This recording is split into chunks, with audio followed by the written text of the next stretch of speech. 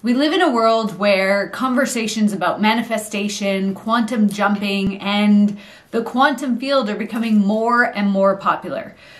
But there's always somebody out there who just can't quite get their manifestations to happen. Have you ever wondered, why can't I manifest? This video is for you.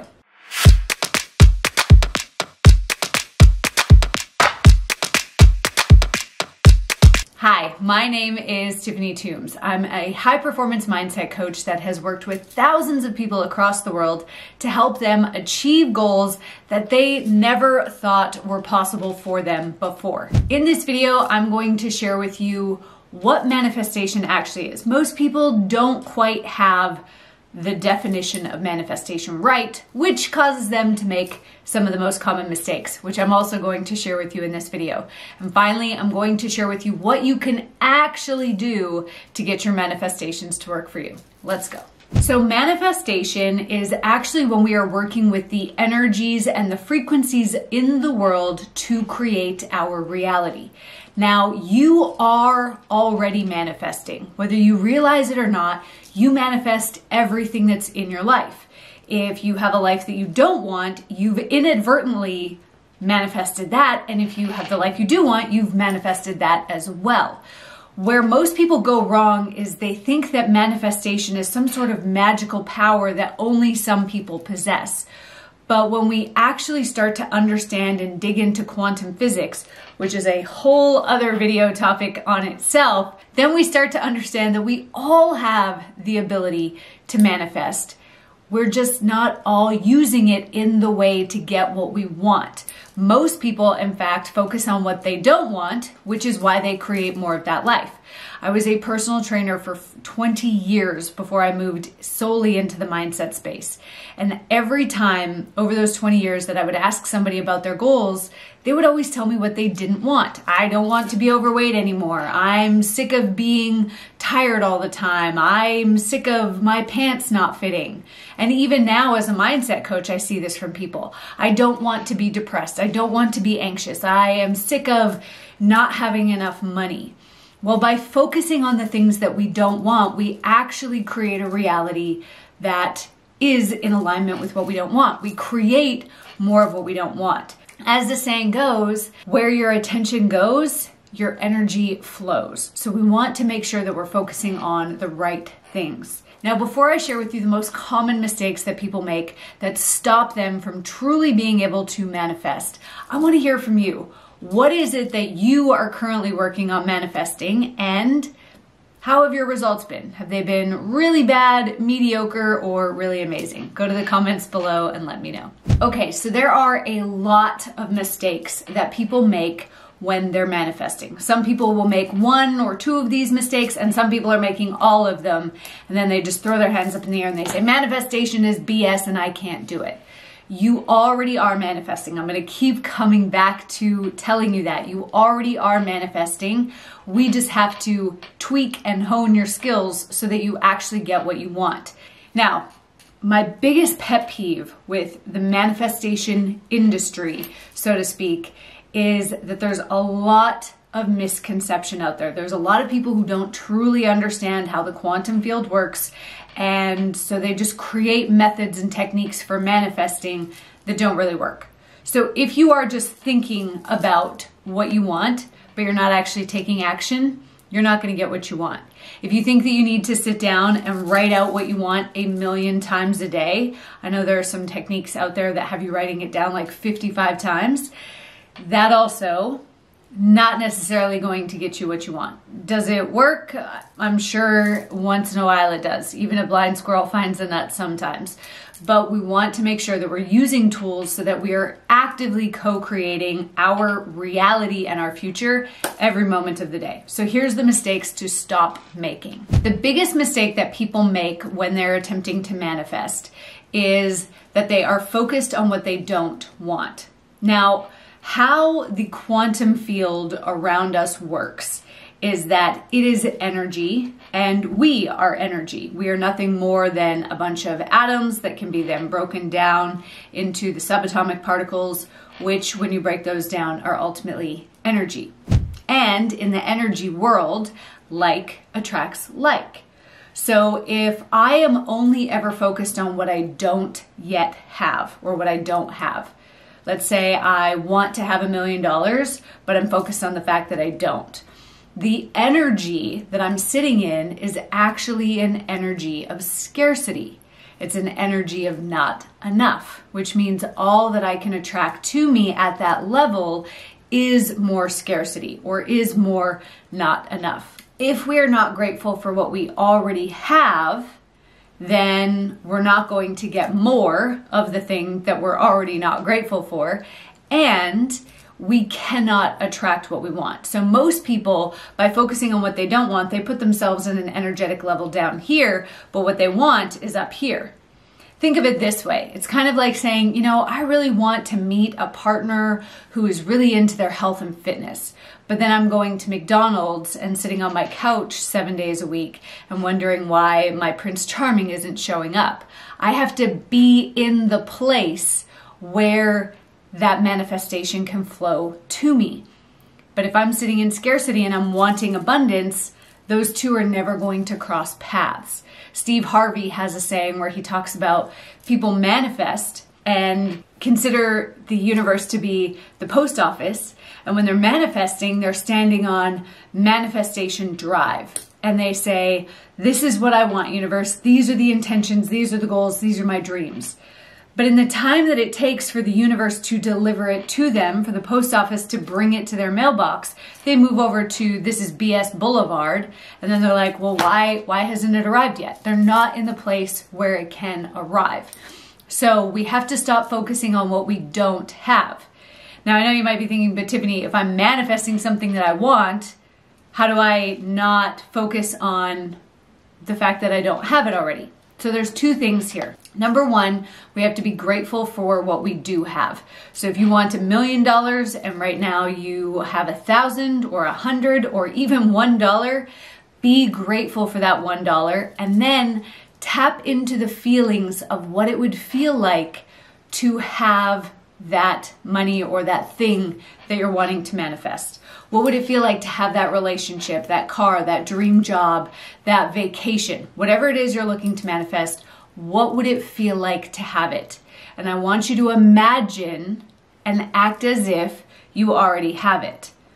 Feel those feelings in the body because your feelings are ultimately what become the magnet that pulls that reality closer to you in your manifestations, in your real life. And so the more that we can sit in the feelings of gratitude and expansion and trust that this thing is going to come, the more that we connect to the feelings of what it will feel like when that thing arrives, the more we attract it to us. In quantum physics, we talk about how there is unlimited potential. Think of you're standing in front of a gigantic bookshelf and every option for your future is on those bookshelves. There's a book about you being a billionaire in a year from now and a book on you being a millionaire and you being a six-figure earner and you being broke and living in your car. All the possibilities of your life are in front of you. And you pull one of those books closer towards you from that shelf based on how you're feeling and the emotions that you hold on to. So if you're always sitting in a place of, oh, I'm so broke, I don't know what I'm going to do, you're creating more of that reality. You're pulling the book of you being broke closer to you.